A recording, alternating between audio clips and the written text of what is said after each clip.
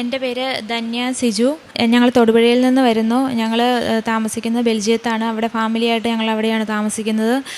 ഞങ്ങൾ ഉടമ്പടി എടുക്കുവാനുണ്ടായ സാഹചര്യം ഞങ്ങളുടെ മൂത്ത മകൾക്ക് വേണ്ടിയിട്ടായിരുന്നു. മോൾക്ക് ഇപ്പോൾ 7 വയസ്സുണ്ട്. അപ്പം മറ്റുള്ളവരോട് ഇടപെടുമ്പോൾ 3 വയസ്സായപ്പോഴാണ് കൊച്ച് ബെൽജിയത്തിലേക്ക് വന്നത്. അതിനു മുമ്പ് നാട്ടിലായിരുന്നു.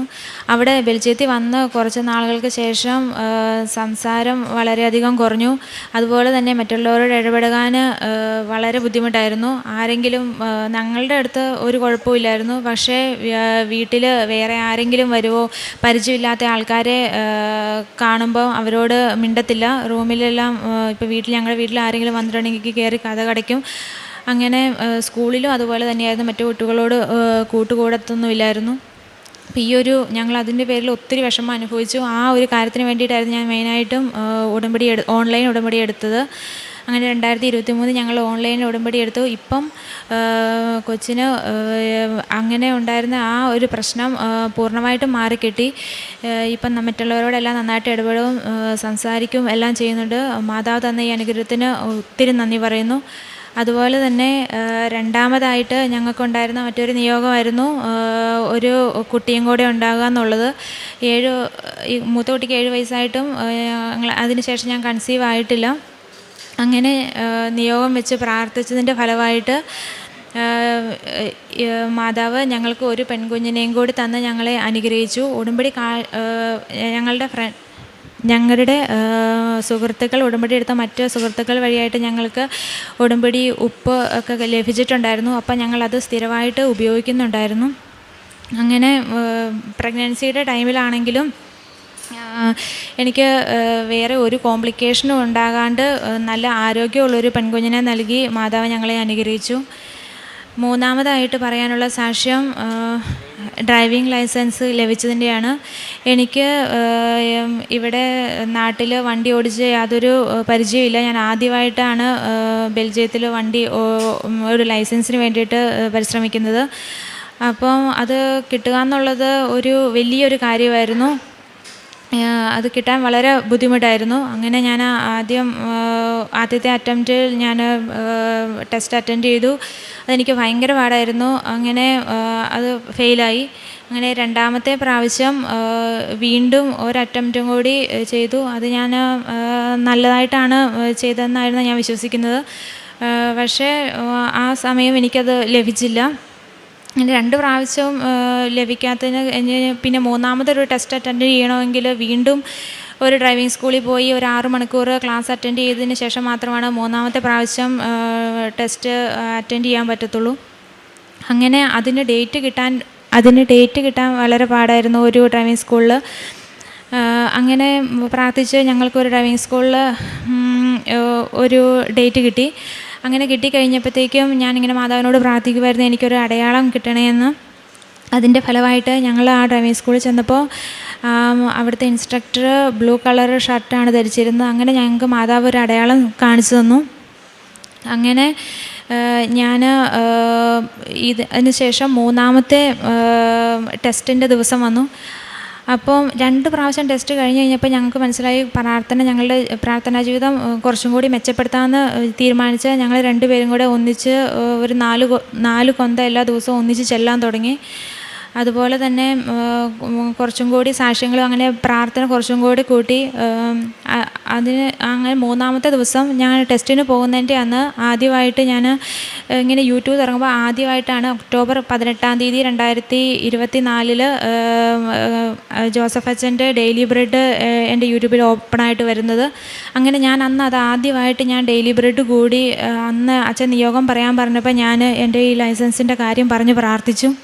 എൻ്റെ ഞാൻ ടെസ്റ്റ് തുടങ്ങി കുറച്ച് കഴിഞ്ഞപ്പം എനിക്ക് പാടായിരുന്നു ടെസ്റ്റ്. ലാസ്റ്റ് ടെസ്റ്റ് എല്ലാം കഴിഞ്ഞ് തിരിച്ച് വന്നു കഴിയുമ്പോഴാണ് ഇവർ റിസൾട്ട് പറയുന്നത്. പക്ഷേ ആ സമയത്ത് എന്നോട് എക്സാമിനേറ്റർ പറഞ്ഞു, ഞാൻ ചെയ്ത മിസ്റ്റേക്സുകൾ പറഞ്ഞു. പക്ഷേ എന്നിട്ടും എനിക്ക് എനിക്ക് ലൈസൻസ് ഞാൻ തരുവാണ് എന്ന് പറഞ്ഞ് എനിക്ക് ലൈസൻസ് തന്നു. അത് രണ്ടാമത്തെ പ്രാവശ്യം എനിക്ക് ഞാൻ എക്സാം പാസ്സായിരുന്നെങ്കിൽ ഞാനത് എൻ്റെ മെറിറ്റ് കൊണ്ടാണ് എനിക്ക് ആ ലൈസൻസ് കിട്ടിയതിൽ നിന്ന് വിശ്വസിക്കുമായിരുന്നു. അപ്പോൾ മാതാവ് അതുകൊണ്ടാണ് എനിക്ക് ആ രണ്ടാമത്തെ പ്രാവശ്യം തരാണ്ടിരുന്നത്. എനിക്ക് മൂന്നാമത്തെ പ്രാവശ്യം എൻ്റെ മെറിറ്റ് കൊണ്ടല്ല, not by merit but by grace of God എന്ന് പറയുന്ന പോലെ എനിക്ക് അങ്ങനെ അതിൻ്റെ അനുഗ്രഹത്താൽ എനിക്ക് മൂന്നാമത്തെ പ്രാവശ്യം എനിക്ക് ലൈസൻസ് കിട്ടി. അതൊരു വലിയ ദൈവാനുഗ്രഹമാണ് ഞങ്ങൾക്ക് ലഭിച്ചത്. അതുപോലെ തന്നെ ഞാൻ ഡെലിവറിയുടെ ടൈമിൽ അമ്മയ്ക്ക് വിസയ്ക്ക് വെച്ചിട്ടുണ്ടായിരുന്നു. കാരണം അവിടെ ഞങ്ങളെ ഹെൽപ്പ് ചെയ്യാനൊന്നും ആരുമില്ലായിരുന്നു. അപ്പം അമ്മയൊന്ന് വരുമായിരുന്നെങ്കിൽ നിന്ന് ഞങ്ങളിങ്ങനെ നിയോഗം വെച്ച് ഞങ്ങൾ ഓരോ 3 മാസം കൂടുമ്പോഴും ഞങ്ങൾ ഈ ഓൺലൈൻ ഉടമ്പടി പുതുക്കിക്കൊണ്ടിരിക്കുകയാണ്.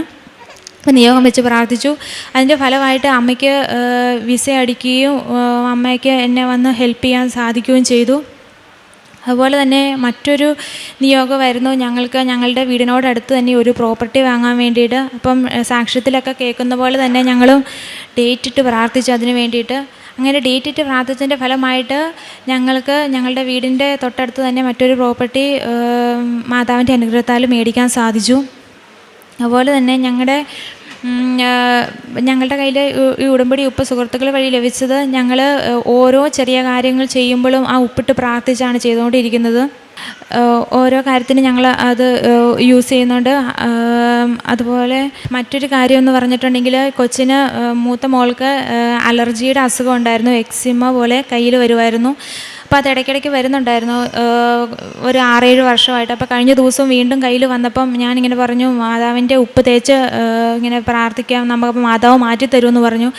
അങ്ങനെ ഉപ്പ് തേച്ച് പ്രാർത്ഥിച്ചിട്ട് പിറ്റേ ദിവസം ആയപ്പോഴത്തേക്കും കൊച്ചിൻ്റെ കയ്യിൽ നിന്ന് അത് കംപ്ലീറ്റ് ആയിട്ടത് മാറി. അപ്പോഴത്തേക്കും കൊച്ചിനും ഭയങ്കര വിശ്വാസമാണ്.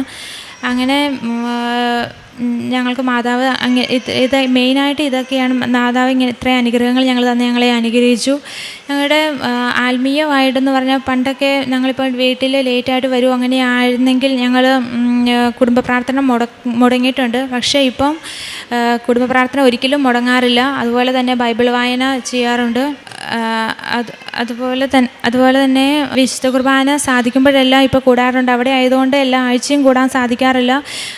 പറ്റുമ്പോഴെല്ലാം ഓൺലൈനായിട്ടും വിശുദ്ധ കുർബാന കൂടുന്നുണ്ട്. പ്രേക്ഷിത പ്രവർത്തനങ്ങളായിട്ട് ഞങ്ങൾ ചെയ്യുന്നത് നാട്ടിൽ എല്ലാ മാസവും ഒരു അനാഥാലയത്തിലേക്ക് ഞങ്ങൾക്ക് കിട്ടുന്ന സാലറിയുടെ ഒരു ഭാഗം അയച്ചു കൊടുക്കാറുണ്ട്. ഞങ്ങൾ പ്രേക്ഷിത പ്രവർത്തനം പിന്നെ അതുപോലെ തന്നെ അച്ഛൻ്റെ ഡെയിലി ബ്രെഡ് ഒന്ന് സ്റ്റാറ്റസ് ഇടുകയും മറ്റുള്ളവർക്ക് സാക്ഷ്യങ്ങൾ ഷെയർ ചെയ്ത് കൊടുക്കുകയും ചെയ്യാറുണ്ട്. ഉടമ്പടി ധ്യാനവും മുടങ്ങാതെ കൂടാറുണ്ട്. അതുപോലെ തന്നെ ഡെയിലി ബ്രെഡ് കൂടിയിട്ടാണ് ഞങ്ങളുടെ ദിവസം ആരംഭിക്കുന്നത്. മാതാവ് ഞങ്ങൾക്ക് നൽകിയ എല്ലാ അനുഗ്രഹങ്ങൾക്കും നന്ദി പറയുന്നു. ജോയൽ പ്രവാചകൻ്റെ പുസ്തകം 2-ാം അധ്യായം 28-ഉം 29-ഉം തിരുവചനങ്ങൾ. അന്ന് ഇങ്ങനെ സംഭവിക്കും, എല്ലാവരുടെയും മേൽ എൻ്റെ ആത്മാവിനെ ഞാൻ വർഷിക്കും. നിങ്ങളുടെ പുത്രന്മാരും പുത്രിമാരും പ്രവചിക്കും, നിങ്ങളുടെ വൃദ്ധന്മാർ സ്വപ്നങ്ങൾ കാണും, യുവാക്കൾക്ക് ദർശനങ്ങളുണ്ടാകും. ഉടമ്പടിയുടെ എല്ലാ നിബന്ധനകളും എല്ലാ വാഗ്ദാനങ്ങളും നമുക്ക് പഴയ നിയമത്തിലും പുതിയ നിയമത്തിലും കാണാൻ സാധിക്കും. പഴയ നിയമത്തിൻ്റെ പൂർത്തീകരണമാണ് പുതിയ നിയമമെന്ന് നമുക്കറിയാം. ഇവിടെ സിജു തോമസും കുടുംബവും വളരെ സാഹസികമായ ഒരു സാക്ഷ്യമാണ്, പ്രത്യക്ഷീകരണ സാക്ഷ്യമാണ് നമ്മോട് പങ്കുവച്ചത്. സിജുവിന് ഒരുപാട് നന്മകളെക്കുറിച്ചും അവർക്ക് ലഭിച്ച ക്രിസ്തു അനുഭവങ്ങളെക്കുറിച്ചുമൊക്കെയാണ് ഇവിടെ വിവരിക്കാനും സാക്ഷ്യപ്പെടുത്താനും ഉണ്ടായത്. മൂത്ത കുഞ്ഞിൻ്റെ ഒരു സ്മാർട്ട്നെസ് വരാൻ വേണ്ടിയായിരുന്നു. അവൾ വളരെ ഡള്ളായിക്കൊണ്ടിരിക്കുന്ന ഒരവസ്ഥയിലാണ് ഇവരിവിടെ വന്ന് ഉടമ്പടി എടുക്കുന്നത്. അപ്പോൾ ആ ഉടമ്പടി എടുത്തത് മൂലം തങ്ങളുടെ ആ ജീവിത സ്റ്റൈൽ തന്നെ മാറി. എപ്പോഴും പ്രാർത്ഥനയിലായിരിക്കാനും മറ്റുള്ളവർക്ക് വേണ്ടി പ്രാർത്ഥിക്കാനും ഒക്കെയുള്ള ഒരു വലിയ കൃപ ഈ കുടുംബത്തിന് ലഭിച്ചു. അതുപോലെ തന്നെ ആ കുഞ്ഞിന് വേണ്ടി പ്രാർത്ഥിച്ചു തുടങ്ങിയപ്പോൾ 6 വർഷമായിട്ടുണ്ടായിരുന്ന അലർജി മാറിപ്പോയി, സൗഖ്യപ്പെട്ടു. അവർ കൃത്യമായി വളരെ സൂക്ഷ്മതയോടുകൂടി ഉടമ്പടി വസ്തുക്കൾ ഉപയോഗിച്ചതിൻ്റെ ഫലമായി അവർക്ക് ആ കുഞ്ഞിനെ സൗഖ്യം ലഭിച്ചു. അലർജിയിൽ നിന്ന് സൗഖ്യം, എക്സ്കിമോ പോലെയുള്ളൊരു അസുഖം അവൾക്ക് സൗഖ്യപ്പെട്ടെന്ന് സാക്ഷ്യപ്പെടുത്തുന്നു. ധന്യയ്ക്ക് ലൈസൻസ് കിട്ടുവാനായി വളരെ ബുദ്ധിമുട്ടുണ്ടായിരുന്ന ഒരു സമയമുണ്ടായിരുന്നു. പരിശുദ്ധ അമ്മയുടെ പ്രത്യേക മാധ്യസ്ഥം വഴിയാണ് മൂന്നാമത്തെ തവണ 2 തവണ 2 അറ്റംപ്റ്റ് ഫെയിലായെങ്കിലും മൂന്നാമത്തെ തവണ ധന്യയ്ക്ക് ലൈസൻസ് ലഭിച്ചു. പരിശുദ്ധ അമ്മയുടെ പ്രത്യേക മാധ്യസ്ഥരോട് ഇതിനെല്ലാം നേർച്ച വസ്തുക്കളുടെ ഉപയോഗം കൃത്യമായി ഉപയോഗിക്കുകയും പ്രാർത്ഥിക്കുകയും കാത്തിരിക്കുകയും ചെയ്തതിൻ്റെ ഫലമായി അവർക്ക് ലൈസൻസ് ലഭിച്ചു. അതുപോലെ തന്നെ അവർക്ക് രണ്ടാമത്തെ ഒരു കുഞ്ഞിന് വേണ്ടി അവർ ദാഹിച്ച് പ്രാർത്ഥിക്കുന്നുണ്ടായിരുന്നു. പരിശുദ്ധ അമ്മയുടെ മാധ്യസ്ഥയിൽ അവർക്കൊരു കുഞ്ഞിനെ ലഭിച്ചു. അവർക്ക് എപ്പോഴും എന്താവശ്യം തന്നെയായാലും അവരുടെ അമ്മയെ അവരുടെ കുടുംബത്തിലേക്ക് വീട്ടിലേക്ക് കൊണ്ടുവരണമെന്നൊരാഗ്രഹമുണ്ടായിരുന്നു. അപ്പോൾ അതിനുവേണ്ടി വിസയ്ക്ക് അപ്ലൈ ചെയ്തപ്പോൾ അതും അങ്ങനെ എല്ലാ കാര്യങ്ങളും പരിശുദ്ധ അമ്മയുടെ മധ്യസ്ഥതയിൽ ഈ ഉടമ്പടിയിലൂടെ അവർക്കെല്ലാം സാധിക്കുകയായിരുന്നു. പ്രോപ്പർട്ടി ലഭിക്കാനായിട്ട് അവർ അടുത്ത് പ്രാർത്ഥിച്ചപ്പോൾ പ്രോപ്പർട്ടി വാങ്ങണം, അവിടെ ഒരു വീട് വാങ്ങണം എന്നവർക്കൊരാഗ്രഹം ഉണ്ടായിരുന്നതെല്ലാം പരിശുദ്ധ അമ്മ അവർക്ക് സാധ്യമാക്കി കൊടുത്തു.